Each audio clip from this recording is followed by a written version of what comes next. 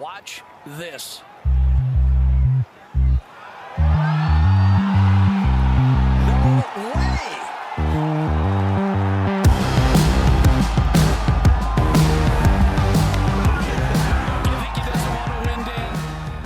Hello and welcome back to the Cookie Jar Golf Podcast. I am Tom Mills and today I'm joined by Sam Williams. Hello. Cal Wing. Hello. And Sir Bruce Fitzpatrick. Howdy. How are we doing, guys? Yeah, very well, thank you. How are you doing? Very good, thank you. Very good. Feel like I've played a lot of golf recently. Feels like there's just no relent on the level of competitive golf that's been played. Such a first world problem, isn't it? Must be so hard for you. I know, exactly. I wasn't looking for sympathy. What golf have you been playing then? Well, we had a nice little trip, didn't we, down at the Berkshire. We had a nice little trip down the Berkshire, and we did obviously played Clee Hill the other week. We've had a bit of members and guest action at our home club, and obviously before that we had our little trip up to the northwest with Royal Liverpool and Hoylake, which is on a YouTube channel very near you right this minute. So, yeah, definitely signpost our listeners of that. So that's been good. Cal, you particularly like the violins, didn't you, Cal? Particularly, it was very dramatic. It was very Britain's Got Talent. I thought it was quite emotional. I always feel like if you're going to do a podcast teaser, you need to get Vanessa May in the background. Well, to be honest, after the violins, I was expecting old Piers to be the narrator. Piers Morgan. What was that? Pitched battle out of a pot bunker or something, and exactly, yeah, all sorts of drama there. So, am I taking that as constructive criticism that perhaps tone down the? No, to be fair, I actually really liked it all. I thought it was quite amusing. No, in a good way. Very intense. I had to go and sit in a quiet room after watching it. It's very intense stuff. So, for those of you who haven't found our YouTube channel yet, you can find us on Cookie Jar Golf on YouTube. We have just released our third episode of Story of a Golf Club, which was Royal Liverpool, Hoylake, which was very good fun. We were hosted up there by the wonderful Sam Cooper, who looked after us, and we got to do some pretty cool stuff. I mean, there's not many people that get their hands on Tiger's 2-iron and John Ball's open medals and things like that. And yeah, you can see it all on the YouTube, but it was very, very good day, thoroughly enjoyable. And we've got something a little bit different coming in the coming weeks that we're going to try and get out to you. So keep your eyes peeled for that one. Pushing it forward today, we're going to talk a little bit about. We've had a little bit of a layoff, haven't we, chaps? That we need to address. Well, the Bobby Jones thing was nice to do, wasn't it? Because of East Lake, and I don't know about you boys, but I can't really get excited about watching DJ walk it in with a 6-shot lead or whatever he had for a $15 million check. So, no, it feels like a little bit of, in the Tour de France, they've got that sort of 5-miler they do on the last day, which is just a bit of a victory lap through the French streets of Paris. Kind of felt a little bit like that, the Tour Championship this year. So I'm glad we did the Bobby Jones thing because it was the right time to release that with obviously 90 years and Eastlake being a very special place for him. So we had that in the chamber for a while and kind of now heading into a bit of major golf and all sorts of stuff happening. Just feels like the right time to get the boys back together. Definitely. US Open week, big week ahead. Oh. Yeah, honourable mentions to a few amateur events as well that have been and gone. The amateur at Royal Birkdale on the bank holiday weekend in August was won by Joe Long, Battle of the Two Joes. Did anyone catch any of the highlights of that?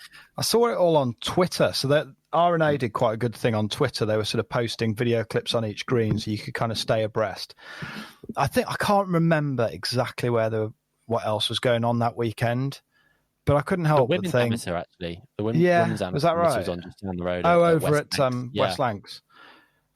It would be nice to see those sorts of events on TV because it's match play golf, and it's an event with equal footing as the US Am, which obviously was played out in the States, and you could watch, and you couldn't see any of the British Am, which I thought was a shame, particularly around a great place like Birkdale. So, but they did have on the R&A website there is quite an extensive sort of 10-minute highlight reel that you can see of the final, which is pretty good. I mean, by all accounts, Joe Long has got the ability to just pour in a putt from absolutely everywhere.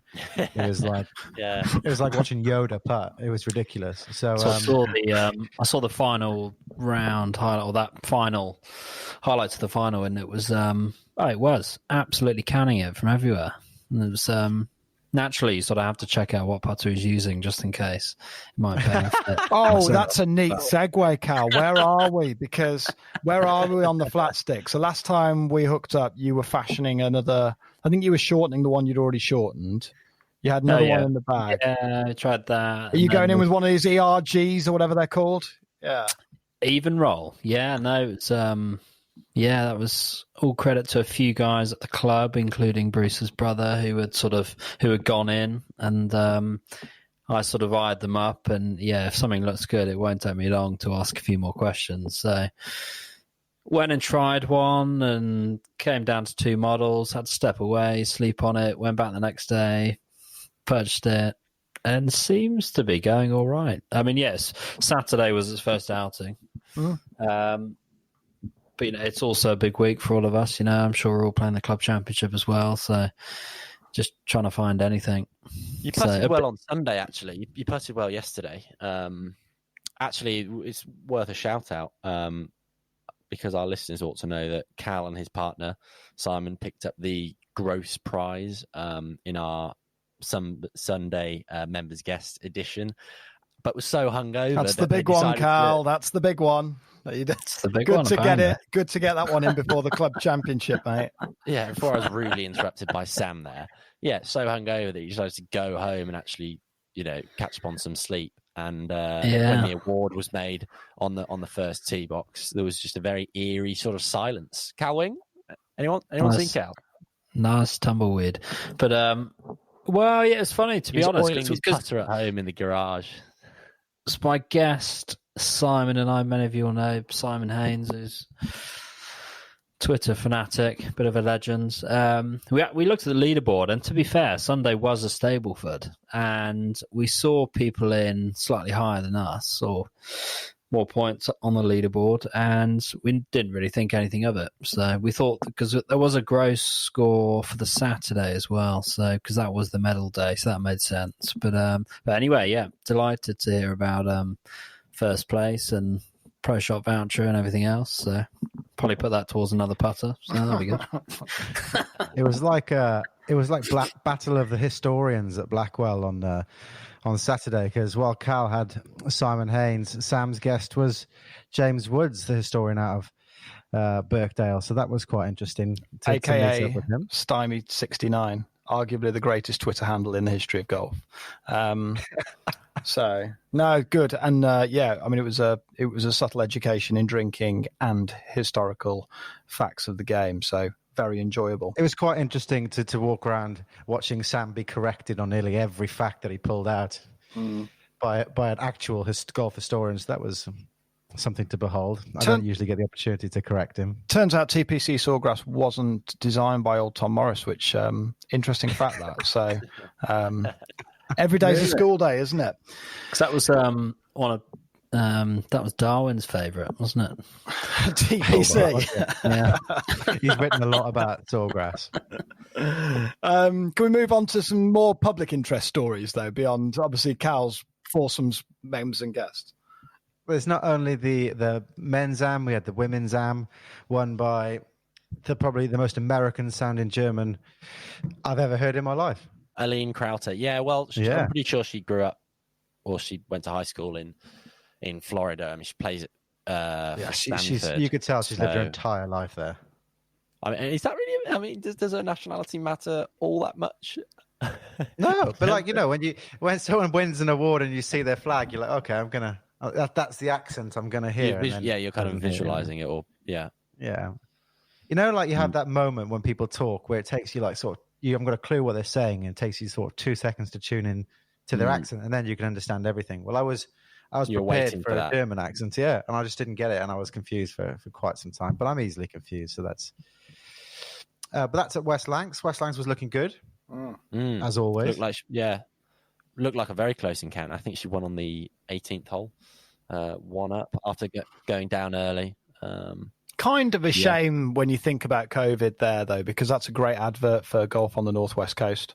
And having those two events there running side by side, you could have easily kind of hopped between the two and enjoyed quite the spectacle. So it is a shame. I know from others that, you know, it was really strict in terms of attendance, which I suppose you can understand. But, you know, if you let spectators into the amateur, you're unlikely to get crowds of 50,000 people. So was there scope to maybe, you know, throw some tickets up and kind of let, even maybe if it's some juniors with their parents, take them around? I don't know, but it would have been just feels like a little bit of a missed opportunity there. And obviously that's the world we're all living in right now. So.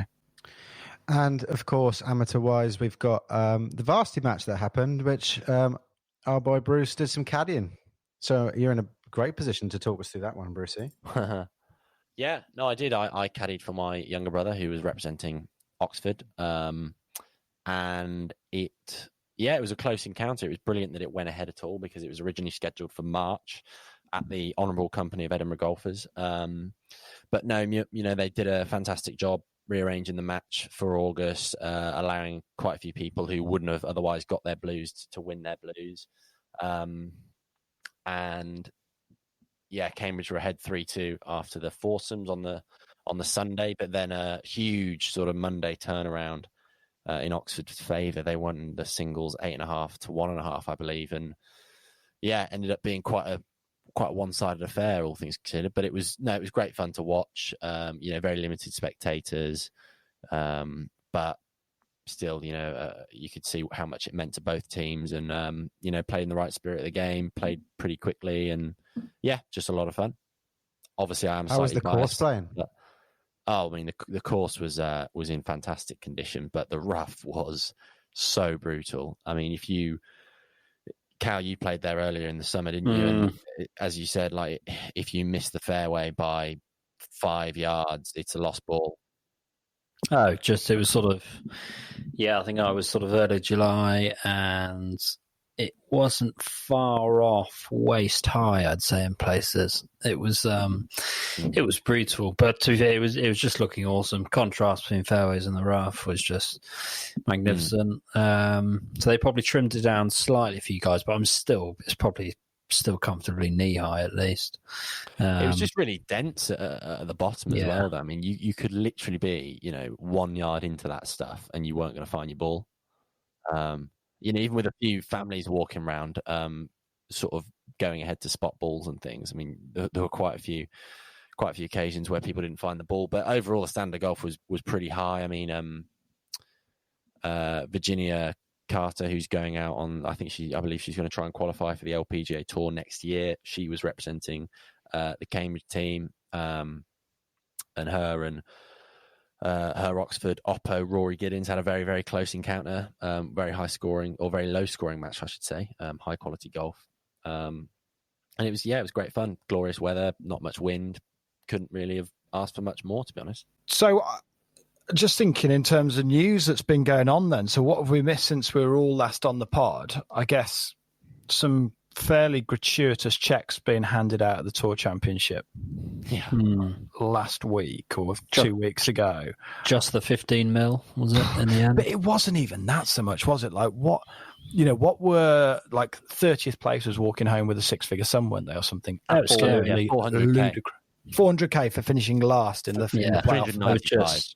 Just bonuses getting thrown out everywhere, and it was in contrast to a lot of other things, it just seems like excessive. But the FedEx money extends from the top to the bottom. So they actually, if you were on the PGA Tour that year, doesn't matter what stage of it you fell out of it, you got some FedEx money at the end. And if you finished in 125 to 150th spot, which is not making any of the playoffs whatsoever, you still got dropped 70K from FedEx for not doing anything. Like, oh yeah, you've missed. You're not good enough to do this. So here's 70K. So for those that's crazy. For those who didn't make the Wyndham rewards, then it was another bonus. I'm just thinking out loud here. If you're on like sort of marketing, sort of like team at FedEx, it can't be a sensible spend of money. It must cost them absurd amounts of cash. I mean, like, let's face it, if you're going to post something, you're going to post something with someone. I'm not sure people are going to post it with FedEx because they sponsor a golf tournament. I might be wrong. I might be wide of the mark. I kind of get it on Pepsi and Coca-Cola or whatever, or Mackie D's and Burger King. But that's just a simply incredible amount of money for a company that posts stuff. I mean, I've got a feel. So they'll be like majority sponsor. Then there'll be there's all those other names behind it as well. Obviously, Coca-Cola are still very much synonymous with Atlanta and the course itself, East Lake. Obviously, the founders being based there, but and then obviously just the TV deals and everything else. I mean, obviously it's adverts sort of every 2 minutes, so. There's cash rolling in. It's a poor viewing experience, isn't it? Yeah, it's a great set of commercials with it. I mean, there's only a little bit of golf just chucked in between the commercials, really, and they're not too frequent. So, I mean, it's predominantly adverts. And it was, But what I would say about the whole setup that has happened this year, you know, with the playoffs and how they've narrowed it down. I mean, there were some big names that missed out on the tour finals, but the top 5 in the world were pretty much the top 5 going into the last couple of days, which is what you want to see, isn't it? You want to see a bit of a shootout. How do we feel about this sort of handicap system then? Like, I mean, let's be fair, DJ does not need a 10-shot head start. He's good enough to win without it. There must not be a 10-shot head start, though, is it? I mean, he had a 4-shot head start over Rahm. But I get what you mean in that the 30th ranked player was even par. I mean, this is only the second iteration of this sort of this format. McIlroy, I believe, when he won last year, won both the tournament and the playoffs as a whole. But you know, I'm thinking back to a conversation we had a few weeks ago, maybe a month or so ago, in fact, actually, Sam, when you were giving me stick over. You'll have to narrow it down. Sam Snead's win record on the PGA Tour and the number of events he'd won and how he'd won the sort of 4-ball, 8-man tournament, wherever it was back in the 50s. And I wonder whether Schauffele, who I think won last week, in the Tour Championship, I wonder whether that counts on his record or not, or whether it just simply goes to DJ. He picked up the world ranking points for it, didn't he? So I think the world ranking system was reflective of the fact that he'd won the tournament, even though he obviously didn't bring in the... I mean, that's why it becomes... I don't know, it's bizarre, isn't it? Because really DJ's the headline there, he's won the FedEx, but actually Schauffele's won the tournament sort of discreetly. Whichever way, they all walked off into the distance with sick checks. And it was. I don't know. I don't know. Remember that year Rose won it, didn't he? Rose won the FedEx, he didn't win the tournament. I think Tiger won it that year. And there's probably no right or wrong answer. I can only assume the people who've done the numbers on the handicapping, they've done it with a serious level of statistical insight that would say that's about the right balance. But I've got my own personal idea that I feel like could enhance the experience of the playoffs. Now, this could be utter drivel, but I'm happy to be shot down. Okay. Shotgun start. So this all started from the fact that probably the one before the tour finals, Webb Simpson decided not to turn up because he was already in the top 30, knew he couldn't lose that, and thought he was going to rest for East Lake. So he didn't bother to show up for the penultimate tournament. Which got me thinking about, well, that can't be right for the sponsors and it can't be right for the viewers because they want to see the best players in the world. So my idea was that instead of doing like you play and then you get cut and then you start fresh and get cut, that it's a rolling 12 round tournament and your score gets carried through to the next tournament. So basically you're forcing everybody to play because if you don't, God, you start pretty attritional, isn't it? Jesus. At different courses? Well, yeah. And after the 4 rounds, they have a cut and they get rid of the bottom 30 or whatever, and you go take 70 through. But I mean, that sorts out the men from the boys, isn't it? 12 rounds of golf. I just think whatever they were doing like 2 years ago, even when I think they tried this last year, but 2 years ago when Tiger won Tour Championship, and even the years before that, it seemed to work quite nicely. Where this year was so boring to watch, with like DJ already killing it, already with his like 10-shot lead on most of the players. It was just dull, and especially shooting like 30 under. It was tough to tune in on the Sunday. It was just lost interest, which is a shame because Eastlake's a great track and with great history. And I don't know, I just didn't feel quite right.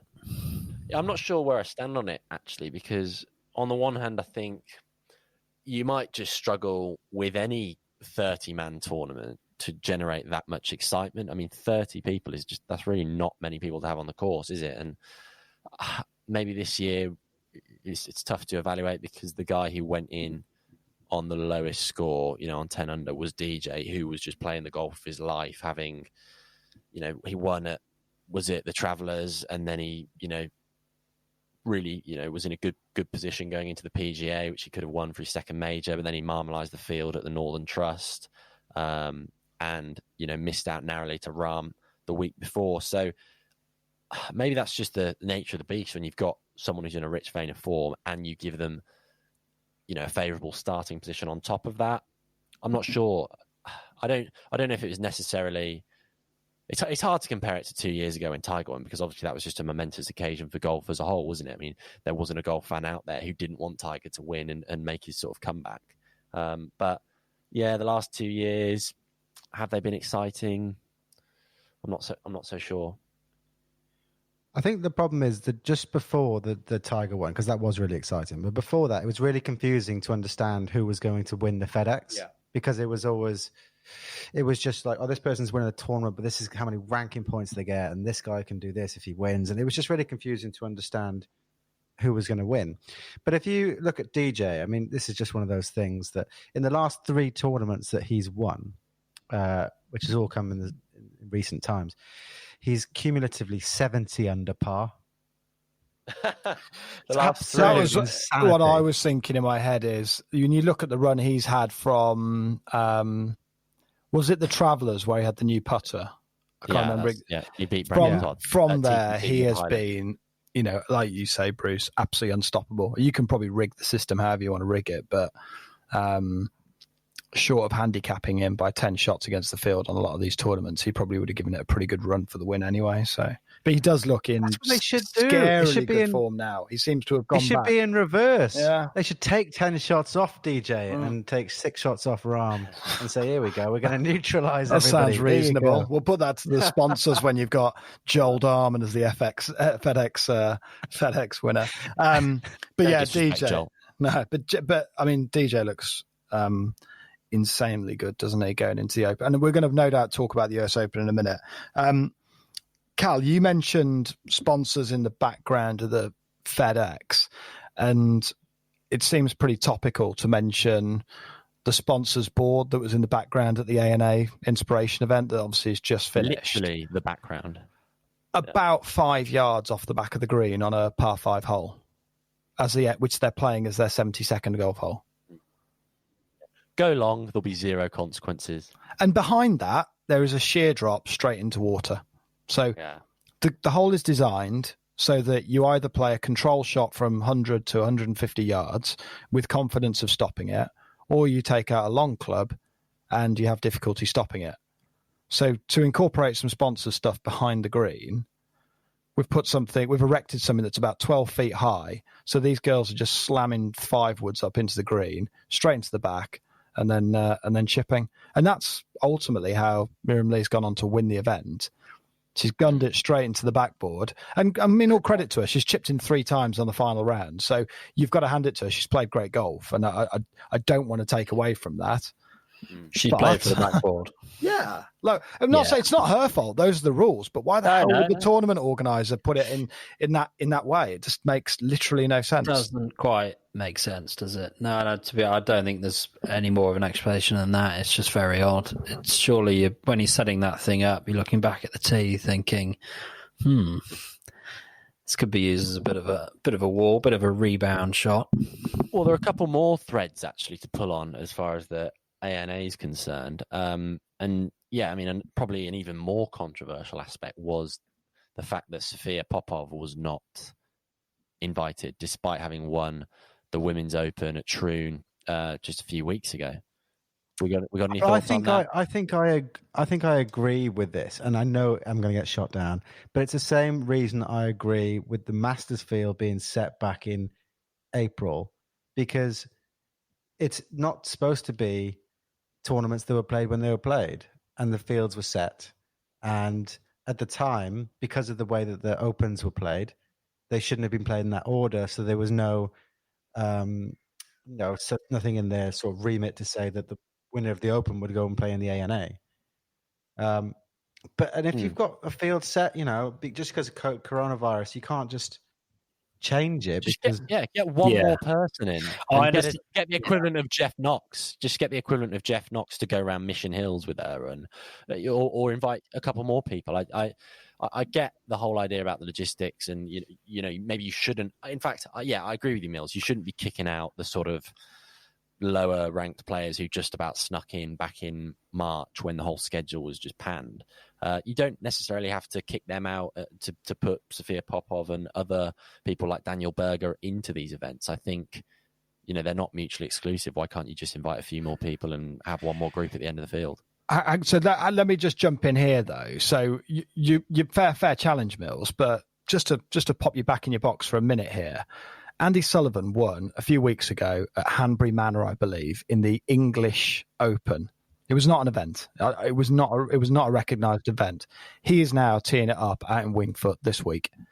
Now, Sofia Popov's won the Ladies British Open. It's a major tournament. She cannot get herself into that field on a sponsor's exemption, or not not sponsor's exemption, but an exemption from the organising. Do you know what the European Tour did there to make that work? Well, to make those events happen, I'm guessing they said that gave them open qualification if they won. So with the UK swing, they did like a sort of UK swing sort of leaderboard for those 6 events, and I think the top 10 people on this leaderboard for the 6 events got an exemption if they weren't already exempt into the US Open, which included like Detry and Sullivan. And is that because, though, the US Open was supposed to be now? But those events were never happening. They were never happening before all of this anyway. So that UK swing. Yeah, but what I'm saying is if the US Open was supposed to happen and there were supposed to be a bunch of qualifying tournaments that were all shelved because of COVID, it's fair to give them an opportunity to whatever the situation that may be, you're given the opportunity to. But it was scheduled for June, though, wasn't it? The US Open's always. Is that in when June. It was? It's all the US Open's always in June. So I basically have no comeback then. Yeah. Do you think? I think it's more though. It's more boxed in. It's more just spirit of the game, isn't it? I mean, how can you not let a current major champion play in the field? Of course, okay, maybe it. Yeah. I see both sides, both arguments of the story, but it's golf. She's just won a major. Let her play. Can I ask a question of you boys? If in 14 years' time, do you think Golf Digest will go on to write an article saying one of the all-time lightweight winners of the US Open was Andy Sullivan if he wins this week? Yeah. That was a shocking, article, wasn't it? I mean, that journo has been absolutely ripped to shreds. Golf Digest have lost the only slither of respect they had in the golfing community this week in one foul swoop. Can you elaborate for our... So the overall sentiment of the article was that they tried to document who were the all-time lightweight winners of the US Open. And in that article, front and center, it was Michael Campbell, who obviously won round Pinehurst with a famously artistic short game with a risk-free lob shot straight up his left nose. And, in Bruce's words, I think, ultimately held off the field against a charging Tiger. And I looked at the numbers. He shot 69 on the last day, and so did Woods to beat him by 2 shots. And then it all of a sudden slammed by this guy who, apart from winning, similar to Cal, a sort of members and guests day of maybe once or twice at his local club, doesn't seem to have had an illustrious playing career. Not bad though. Still won like the World Match Play at Wentworth and a number of other decent events. So No, the journalist hadn't won anything. No, obviously, Mark Campbell's won. Oh, sorry, Mark had, Campbell, yeah. had great wins, but the journalist, has obviously got 0 majors under his belt. So it just course. felt like a bit of a swipe, if I'm honest. I missed this. I completely missed It's a it. pure swipe. Yeah. Yeah, so it was a Golf Digest article on Michael Campbell. The word was the most underwhelming. The 10 most underwhelming winners of the US Open. But it's crazy, because it's a proper US Open story. I mean, actually, like 2 weeks before, he wasn't in the field. He's gone through qualifying at Walton Heath. He's won that, and then he's gone on to he's got himself into the Open off the back of that. It's a proper Francis Ouimet story. Yeah, like he's gone through full qualifying, got in and plugged away, and end of the day, he shot 69 final round and won. Yeah, I'd almost say it's one of the greatest wins, really, when you put it in that context. It was a great win. Well, which segues really quite nicely onto the US Open at Winged Foot. What do we think? Are we thinking DJ's going to run away with it? No, too obvious. Yeah, too obvious. No, rough. Too obvious. It's not a thriller. It looks brutal. It looks brutal. From what I haven't really, I'm going to start plugging into it from this evening, but from what I've seen, snippets and green speeds and everything else, it looks like a proper test. Okay. Here's a quiz for you. What was the winning score the last time the US Open was 5 at over Winged Jeff Foot? Ogilvy. yeah, Jeff 2006. Ogilvy. Jack Ogilvy, yeah, correct. Wasn't it? I thought Monty won that one. Monty and Phil both runner-up. doubled the last. Did, Yeah, Monty was runner-up. That was Double the tough. last. 2006. Yeah. All right. Mhm, correct. Yeah, yeah. correct, Year after yeah. the most. It was the year after the most underwhelming win. So It was. Remember watching. I'm surprised that wasn't featured on the guy's article as well. But Monty just he didn't stay loose, as he likes to say, at the top of his backswing with his 7-iron. And So what was it? I'm going to say score. Was it something like 5 over. Say, I guess would have been 4 over. But yeah. is my mic not plugged in or something? No, Cal just chooses what he listens to. Monty dumped it in. I think he dumped it in the deep rough. So it was a green Knocked it on the side. green and then 3-putted for double. Phil's carved it left into the trees. Gone for some heroic shot. Didn't really make it through. Then knocked it in the bunker for 3 because he was still somewhat stymied. I think he also made 69. double. Did he also make double? Also, Jeff Ogilvy ripped one. He doubled the So last. Jeff Ogilvy, I'm pretty sure he ripped his second shot off the front of the green, but then just hit this like very, very delicate spinning chip shot. How you remember this? You're only about 6 years old, weren't you? Not When they just bad. I'll put a bit more into that. So Monty was middle of the fairway on 18. There's a greenside bunker short, and the rough surrounding this greenside bunker is just brutal. Walked off with a 6. As soon as it went in, it was like even the commentators were like, "Oh no," because he's not coming out of there. And I think would 5, if he had made bogey, would that have got him in to a playoff? Yeah. So it was just you could see the ball just get swallowed up, and it was just like absolutely no chance. Well, I think he had no green to work with either, and He only had a brutal. 7-iron in his hand as well. Yeah, that was it. Wasn't For far such in. a great. they reckon the rough this fine. year is about as brutal as it gets, don't they? They reckon this is possibly the most brutal rough that they've seen a major played on in years and years and years. But they Really? say that every year. Oh yeah, they're saying it's like wire. Like you've got 0 chance in there. With that in mind, it's clearly premium on accuracy off the tee. Doesn't feel like it's going to be a bomber's course. Well, it could be. That's What the we thing with thinking? Big Rough is actually it doesn't penalise the longer hitter. If anything, it plays into the longer hitter's hands, doesn't it? Because they can actually get themselves 30 yards closer and thus 2 clubs less. Who are we thinking is going? It seems to be there's only one man for it. Bearing in mind, the last winner there was an Aussie. So you need to be long, straight. Lucas. Exactly. Yeah. Exactly. That's what I'm thinking. He's sort of friend of the Our pod. favourite of the pod. He's an Aussie. I'm sure he's been in Jeff's ear. Is Jeff turning up this week as past champion? Can he still knock it round? He is playing. I've gone a little bit more left field. I'm going to go Patrick Reed for the win. Yeah, it's someone who's going to be like that. So I even like a Kisner, because you think Kisner's Come on, Kisner is Every time. not just try and make it. If it's not going to be Lucas Michel, who's an amateur golfer and his first ever appearance in a major, it's got to be Kisner. I just can't see anyone else. I can see on the webcam the picture of Kevin Kisner in the background there, and just your collage of that's Colsaerts paraphernalia. That's Colsaerts. Well, yeah, I mean, if Colsaerts was in the field, we know you'd be picking him. But seriously, I like Schauffele. I think he's got a chance.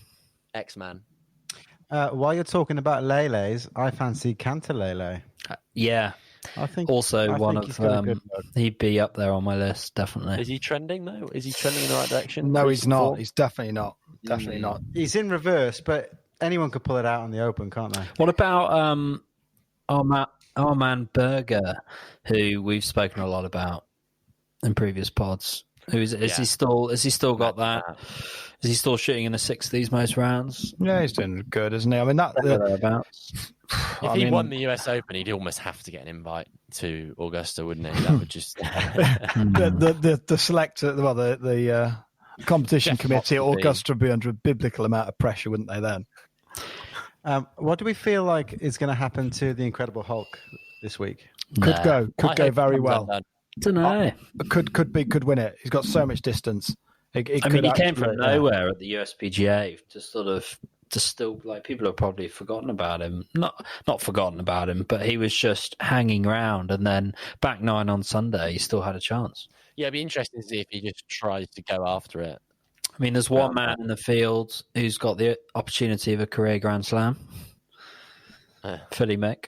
Yeah. Mm. You know, he hasn't played for the last few weeks, but when he did, I think it was his first event on the Champions Tour. Shot like 30 under and won that. Albeit it was sort of 5,000-yard course, though, and everything else. So I'm going to call it. If he wins this, it could almost be one of the greatest wins in golf in history, if not the greatest win. So I'm thinking... It could be. It'd be the oldest major winner, I think, in living memory. He's got it. So I'm gesturing with the mic here. I'm thinking... US Open trophy in one hand, coffee for wellness in the left. Carved with those sunglasses. I think chewing CBD. Chewing CBD. He just have those sort of. Do you remember those old trousers they used to make for kids with the sort of little cut-offs that you could zip off, and he'd just be wearing those and just zip those off at the prize-giving ceremony. Flex the calves. Exactly. Coffee in one hand, trophy in the other, as you say, Cal. Yeah. Oh, so good. Maybe some Velcroed, like Chippendale trousers. And then just go and gamble it all away, that evening. Put it on red. And then in terms of best of the Brits, just to wrap it up, I mean, Casey went pretty close, USPGA. For me, he drives the ball well, he's straight. If he can get that putter going, who knows? Yeah. Yeah. Tyrrell's got a chance as well. Yeah. Exactly. That would be, yeah. I think Tyrrell, quite an amusing. He's fairly straight off the tee. Great putter. I think they're two good chances, but I reckon Webb Simpson. It'll be very, very. Two. You're not fancying Webb, are you? Well, mate, his swing is obviously awful to look at, but you got to respect the guy. I mean, he's got incredible hand-eye coordination. He's gritty as hell. Great short game and hits it on a rope. So yeah. Actually, I would back him. With God on his side, you wouldn't bet against him. Right. But that's about it for us. You've had our tips. I mean, I fancy Cantalele. I'm going to put a couple of quid on Cantley, I reckon. But so thank you for tuning in. If you haven't already, make sure you check out The Story of a Golf Club on YouTube. And make sure you get in touch on Instagram and Twitter, because we do love reading what you guys post in. But until then, see you soon. Adios. See you soon. Watch Bye. this.